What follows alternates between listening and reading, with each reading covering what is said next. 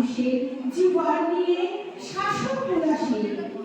চিকিৎসকের মেনে করে মানুষ মেনে চলে, মারছে কৃষক, করছে দাপট গহ্বরে, লুটছে টাকা, ভাঙছে নিয়ম, ভোগ করছে নারী।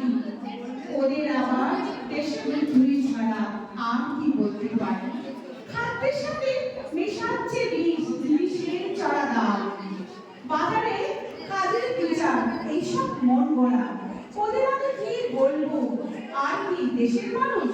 চাকরি নেই, বেকার সবাই, খাচ্ছে নেতা ঘুরে, প্রতিবাদ আর প্রতিরোধে রক্ত ছড়ায় ডুবে।